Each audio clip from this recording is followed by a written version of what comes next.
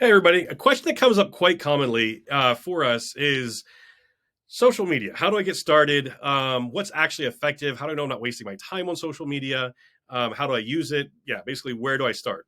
So, with social media, that's what we're going to take today. We're going to go over this little mini workshop and dive into how do you start? What are the first moves that you should make? So this assumes you have some social media experience. You know what social media is, you know what Facebook is, etc.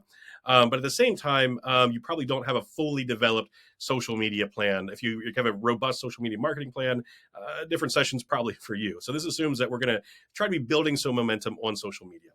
So one of the questions is, what works best in social media? Can I just post to Facebook a bunch or post to Instagram a bunch and expect to actually get some leads from social media? The answer is probably not. We see overall that in the world of social media for small businesses specifically, social media, organic social media specifically, has a very specific role to play. It's typically not going to help you get discovered. People aren't typically just searching social media looking for brand new brands and things like that. Google search engines that does a lot better job at that type of interaction. Where social media can be very effective, one is networking. So with social media, we've had a lot of success connecting with other businesses that can eventually refer leads to us, following those businesses, engaging with their content, that kind of stuff. So we used to call it social networking. I feel like I don't hear that term quite as much anymore. I hear social media a lot more. But traditional social networking, just being an authentic person, connecting with other people, connecting with other brands online, and having those one-to-one conversations can work quite well to build your brand and to build connections online. The other opportunity that we see a lot on social media is is going to fall into the realm of validation. That is to say, the person that's going to work with you probably didn't find you on social media. They probably didn't just discover your content and decide to work with you. They might have, but that's pretty unlikely. What they might have done though is they'll hear about you somewhere else. They'll either hear about you on Google, they'll hear about you in a presentation that you've given. Maybe a friend says, "Hey, you've got to check out this plumber. You've got to check out this landscaping company, etc." And then what they'll do is they'll go to your social media to validate you. Your website, it looks great. Maybe your website is but they know it's a little polished. So they want to see what is your day to day content look like. If you're a painter, what does your painting work look like? Are you doing new work? What does your new work look like? Are you still in business? Might even be a question they have. So as part of a step 2 of the customer journey, after they've heard about you, they have that awareness. The way they might build interest, or the way they might actually validate you, is to go onto your social media to check you out over there. So that's the second one. So number 1 is going to be networking. Number 2 is going to be validation. Number 3 is ads. Your social media still does work really well as an ads platform, where you can actually get right in front of people through the ads. But that doesn't usually come till later in your business game. So we're not going to talk as much about ads. So if we really want to rock the first 2 things, and we want to get the best results we can out of social media, I've put together, you can see on the screen here, a simple 1, 2, 3 step plan there. All right, so number 1, we're going to choose a social network. We'll talk about how you choose. Number 2, I just want you to post 2 times a week. That goes that validation, that keeps that validation, coming up over and over again. And number 3 is that I want you to comment 3 times per day. So let's dive in and talk about what that looks like. First, choose one social network. So the worst thing you could do, I really think the absolute worst thing you could do, is go into social media with the intention of maintaining like 5 profiles. If you're a new business owner, you're probably already working like 70 hours a week. You don't really have time to post on Facebook, Instagram, LinkedIn, all of them. But the way you can really do much better is to pick the one that really fits your brand, fits your personality, and just rock that out. Do the best you possibly can on that network. So how do you choose? First question: who is my audience and where are they? So with this, you want to start to think about your audience in terms of just the core demographics and the core psychographics. What's interests them, that type of stuff. We'll talk about that in just a minute here. Second question: personal or business? Am I reaching out to individuals? We call that a B2C business, where it's business to consumer, and that's your line. You're selling clothing to people, or you're selling lawn care to individual people, or businesses. We call that B2B. If you're an accountant selling accounting services to businesses, or you're maybe a commercial HVAC company, commercial roofing company selling specifically to businesses, that's going to affect your decision. Next is what content am I most comfortable creating? marketing. Maybe you like to create videos. That's great. There are platforms that really lend itself to that. Maybe you hate video. Maybe like me, a little awkward on the video, and you'd rather spend your time actually sitting behind a computer writing. That's totally fine too. Maybe both of those sound awful. You're not really a writer, not really a videographer, but you can really communicate really clearly through audio. You can have long conversations with people, and a podcast might be try to find a platform that would lend itself to promoting a podcast. Or third, maybe none of those work. We stay from the conversational things, but you're a gifted photographer, and you can take beautiful images of your work. They're going to sell your business right through the beautiful images of your work.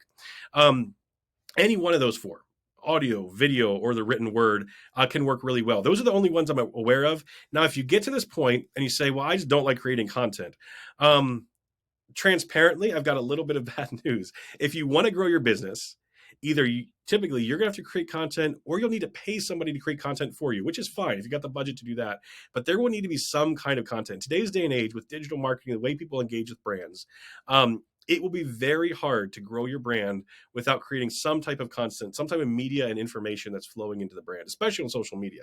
If you want to head into social media with basically no content creation, a little bit dead in the water there. All right. So last one. What are my goals, and can the platform help me achieve them? Is the goal to get in front of 1 million people, or like 10,000 people, just so they know about you and they can ultimately choose to buy from you? Or is a platform to get in front of like 5 good leads that can potential leads that can really make your numbers that quarter? That's a question you ask, and we'll get into that a little bit. All right.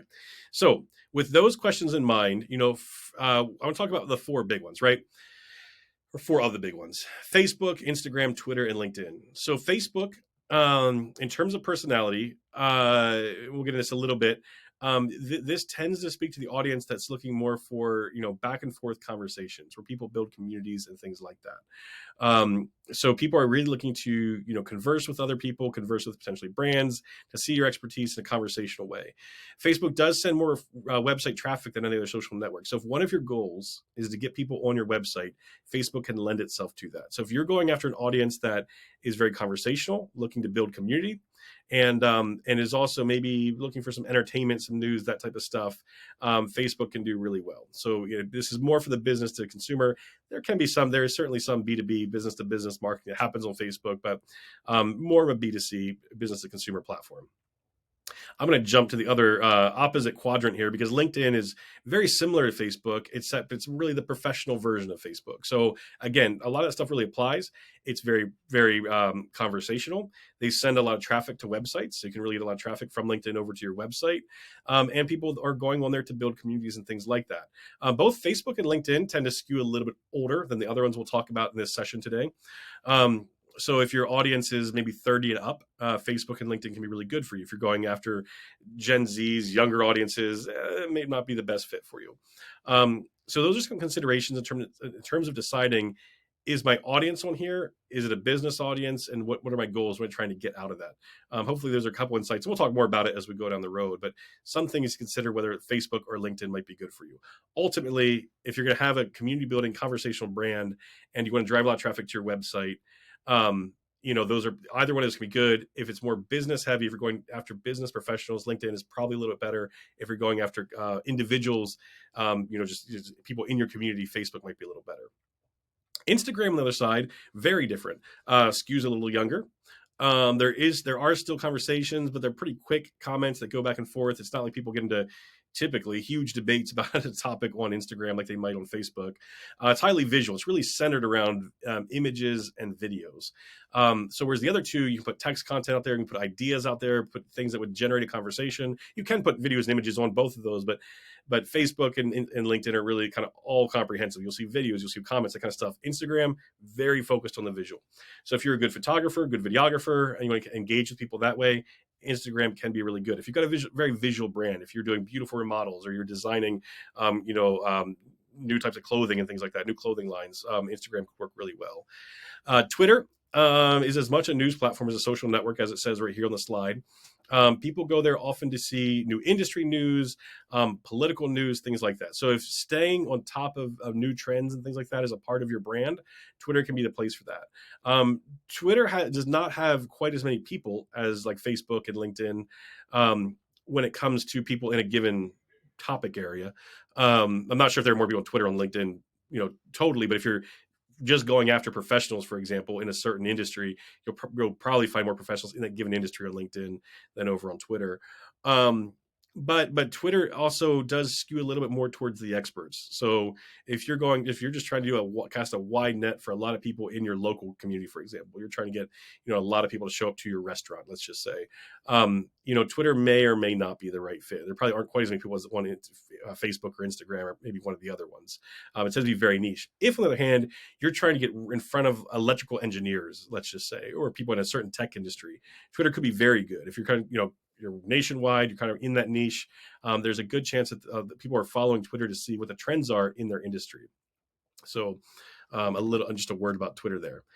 Two other things that come up are YouTube and Pinterest. The interesting things about these, I would say they are both more search engines than social media. So you can follow people, you can comment, on YouTube videos, things like that. Pinterest, you can follow boards and things. So there is a social dynamic to this. But very often people go there, their initial reason they're going on one of these platforms is going to be to search. There are tons of how-to videos on YouTube. There's informational content on YouTube. Over on Pinterest, there's a lot of inspirational content, huge boards of images, showing things, everything from graphic design to clothing ideas to craft ideas for kids. So the nice thing about those is you don't need to be as active. What I didn't mention with the other ones, they're very ephemeral. What you post is not going to be really relevant or won't even be seen by people typically, 2 or 3 weeks later. On YouTube, I just saw a study on this. For a lot of channels, like channels that produce a lot of content, they sometimes will reach their max arc, their max growth like 3 months after the video's been posted. If it's one that's really aligned with search traffic, or even later than that. Pinterest can kind of follow the same trend where like you would put pieces of content on here that just gets found over and over again. So with the first ones, you're really going after like emotional cues. You want something that's going to capture somebody in the moment and start a conversation or inspire them with a great video, or show them a really interesting news tip that would make them trust your brand more on Twitter. These are all like really in the moment, really quick things that are happening. On the other hand, while that can apply a little bit to YouTube and Pinterest, you'll probably get more growth out of creating videos or boards that someone might search for a year from now, and it would still have a lot of value and still build trust in your area. So they're still very relevant, but they're just they kind of generally get lumped into social media, but they're a little different in your approach there. So when you're thinking about how you want to grow your brand, if the idea of posting every day or posting twice a week sounds a little stressful, which I talked about in the 1-2-3 strategy, we'll get back to, this could be a platform for you. You'd be fine posting less frequently on these because, again, it's a longer, kind of more steady growth pattern than the other two. All right. So the first step that we're going to do that we talked about. So number one, you've picked your one network. We're going to run after, let's just say, LinkedIn. That's your network. You're going to your business-to-business audience. You're going to professionals. Maybe you're marketing specifically to accountants or web design firms or something. The next thing I want you to do is I want you to post 2 times a week. The reason 2 times a week is good, it shows that your business is active. It shows that you're connected. But it's also, you're not posting so frequently it's going to drive you crazy. If you take a class on Twitter, they might tell you to post like 3 to 5 times a day. And if you're trying to grow as quickly as you could on Twitter, that's probably true. But that's not what this course is about. This course is to accept the reality that we're all very busy business owners, and we probably don't have time to be posting multiple times throughout the day. So where I'd want you to start is post at least 2 times a week. That will show them you're still in business. That will show them that you're engaged with your business multiple times a week.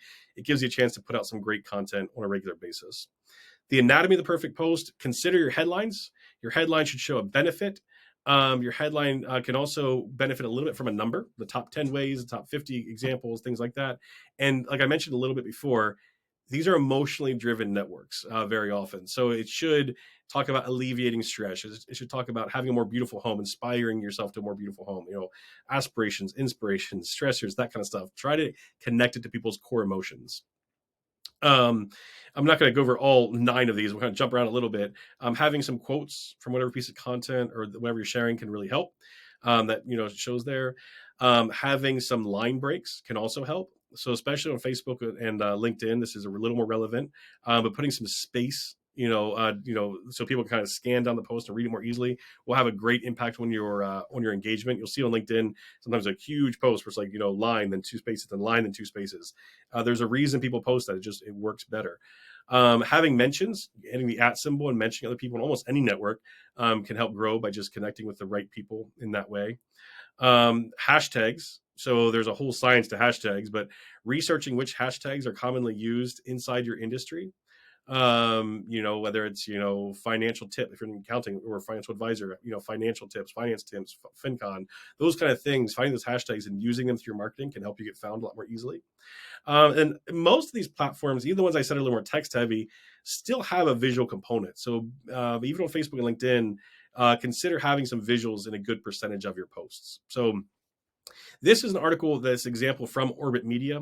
They're a great group to follow. If you want to go all in on social media, even beyond this, and going to really unpack that, you can find this on Orbit Media. But at a very high level, capture their emotions, have some quick benefits, have a number in the top of your post, have some visuals there, break it up a little bit, into some different lines, and then, mention some people, connected to some hashtags that are commonly used in your audience. Try to capture that, with these 2 posts per week.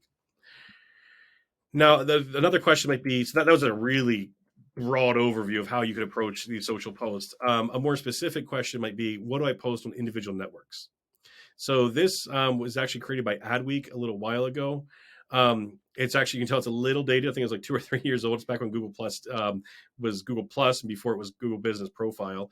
But a lot of the content still applies. So on Facebook, you're going to post content that's designed to engage your community. So stuff that's going to start conversations, stuff that's going to inspire people in your community to be more connected.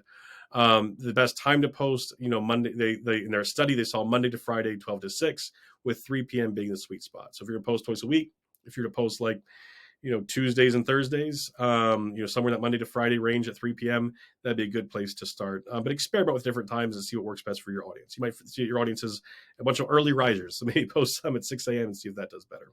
But overall, across the platform, that's what you'll see. On the Twitter side of things, you want to share news. Like I mentioned earlier, it considers itself a news platform. So post up-to-the-minute updates, news, tips, ideas, little quick snippets that are going to be fresh and interesting. The best times they found was Wednesday to Sunday, 9 a.m. to 7 p.m. So a little later in the week, but you kind of have a wide time range when you can post there. This one especially, use hashtags and use at replies pretty often on that one. LinkedIn. This is really designed to grow your business network, and not just grow it, but even like inspire your business network. So like I said, very similar to Facebook. You could honestly just say, instead of engaging your community, LinkedIn is engaging your business community. In this study, they found that Tuesdays to Thursdays, 9 a.m. to 7 p.m. works best. I will say the sweet spot for me, after testing this for a while, at least with my audience, is more like 6:30 a.m. If I post Tuesdays and Thursdays, which those 2 days are my best days, if I post around early in the morning, like 6 or 7 a.m., I seem to get the best results quite early. But that's, again, something you want to experiment with. I also try to sneak in very often like LinkedIn posts on Saturdays. A lot of the people in my audience are small business owners. They may even be they may have a side hustle and be working on something on the side. So I do see some traction on Saturday. So Tuesday, Thursday, Saturday are my goal of the goal of when I want to post on LinkedIn. But really put stuff that's going to start to help that network. Think about your core network. Who do you really need to grow your business? Is it referring customers? Is it a certain type of business? And post the stuff that's going to get conversations started with them, that's going to inspire them, that's going to help them in their day job. Instagram, you're telling your story with photos and videos, is a great place to document the growth of your business, to show off the quality of your product, that kind of stuff. That can be posted on Instagram. So yeah, be taking photos, be documenting what you're doing, all that kind of stuff, get it out there. They see the best results on Monday, but non-work hours. So try some Monday evenings. But again, like all these, that's when the overall, if you look at all businesses, but every audience is unique, as I keep saying over and over again. So test some different times with your audience. And then Pinterest, you want to influence people to buy your products. So show them some ideas, some inspiration, things like that for Pinterest. So that's a break. So those are some ideas. Hopefully by now you've got an idea of generally what the content of the post should be, and even more specifically, how you might engage with one network over another network. All right, last thing here, comment 3 times a day. So like I mentioned, validation is one part of it. We want that if someone pops in and they look at your social channel, or if they follow your social channel, that you see that you are an active business owner who's doing excellent work. That's the goal there. They find you, they say, wow, they're obviously still in business, they're actively doing work, and they do great work. I love the quality of their work. The other opportunity here on social media, though, is to connect with other business owners, or connect with other potential clients, that kind of thing. This is more, I just said connect with potential clients, which is a possibility. Obviously, when you go to network, if you were to go to like a networking event in your local chamber, one opportunity might be to connect with your ideal client. I will say, however, what I found after owning businesses for more than 7 years and working in sales and other jobs and things like that, that's typically it's an unlikely result often through networking. Every now and then you'll find a great client at a networking event, but more often the value of networking seems to be to find referring partners, to find businesses who you can align with, and you can send them some work, and they can send you some work. I've had way more success in person networking, finding supporting businesses I align really well with, and then being able to grow my business through a mutual referral relationship or doing mutual educational events and things like that, way more than actually just trying to find my client. I would say the same thing applies to social networking. While there is a chance where you connect with the right person, they might hire you right on the spot. There's a better chance, I think, of finding people that can potentially refer work to you. So if you are, an interior designer, maybe connect with a real estate agent that can refer you for staging work. If you are a landscape designer, or if you're a landscape maintenance company, you can maybe partner with a landscape designer who's going to need to refer someone to maintain the landscapes after they've been designed. A lot of landscape design firms don't want to get into the maintenance side of things. If you're an accountant, maybe a financial advisor can refer work to you, that kind of stuff. So I don't think this should be a novel notion to you. But I will say, when you think about networking in general and specifically social networking, I would really try to think of what kind of network can I build that can grow my business on the long term, not just how can I directly connect with specific clients. To that end, the steps I recommend for this is going to be really a commenting type strategy. So first, you're going to need to find new people that are not currently in your network. So the first way I recommend doing that is to identify some hashtags to follow. Find people that are talking about, financial advice or landscaping tips, or maybe on Instagram, they're posting, design ideas and stuff like that. Find the thing that people in your industry, especially the people that can potentially refer work to you, find the hashtags that they commonly use just by spending some time browsing social media, and then follow those hashtags so that when someone posts that, you come up. The next tier is find your dream 100. So what that is, there's a whole concept, I believe, even a book about your dream 100, where you basically identify the 100 people you'd love to do work with. Going back to the overall strategy here, I'd find the 100 people that you'd love to be connected with that could potentially refer work to you, and follow them. Next, turn on your notifications. So make sure that when anybody posting this hashtag or one of your Dream 100 posts, that you see it immediately, and try to be the first to post with a thoughtful comment. So try to be that first person that comments there and kind of validates what they're saying, but don't just be a cheerleader. Don't say, "Oh, great content." People don't really respect the person that always says, is the first to comment, says, "Love the article, great comment," that kind of stuff. Be the person that maybe challenges them a little bit. "Hey, I tried that and it didn't work that way. Do you have any advice?" Or, "Hey, I tried the same thing with my clients and it worked really well, and I also put this little spin on it. I tried this extra step," that kind of thing. If that's the article they're posting, put a really intentional comment. This 4-step strategy really blends like 6 other strategies. I mean, Gary Vaynerchuk has his $80 strategy on LinkedIn, or I'm sorry, on Instagram. It's about following people and commenting. Justin Welsh on LinkedIn has another really similar strategy. The Dream 100 is another concept. So the reason I love this is I've really tried to take the best advice of all those social media experts and consolidate it into a simple thing. I know 3 times a day is a lot. Like we talked about, posting 3 times a day, I think would be a little crazy to ask of you. But if you, have a little break, hopefully creating a good comment should just take, 5 minutes or so. Once you get in the rhythm of it, it shouldn't take too long at all. So follow that, get those notifications out there, pop in with a quick comment. And I think in a lot of cases, you'll find you build really deep, meaningful relationships that ultimately grow your business. So that's the rundown. Find your one network, only focus on one network. This becomes a lot more achievable and the results are much better if you're just doing this on LinkedIn or you're just doing this on Instagram, whatever the relevant network for you is. Post 2 times a week to that network. Again, the commenting is not going to work if you look like if it's a dead profile. So try to get a photo on Instagram, twice a week, or try to get a new idea out on Twitter, or try to get a new concept or recommendation, some new advice out there on LinkedIn twice a week. And then once you kind of have that engine running where you've got your kind of comfortable posting, start following some hashtags, find your dream 100, follow your dream 100, and start getting some good comments out there and start building some relationships on social media. If you follow those 3 steps, and you follow them well, you're very authentic, you're not too salesy, all the traditional rules of positioning and branding yourself, I am very confident that you'll see some really nice growth on social media for your brand. As always, if you have any questions about this strategy, if you want to go into more detail about the strategy, certainly let me know. Thanks.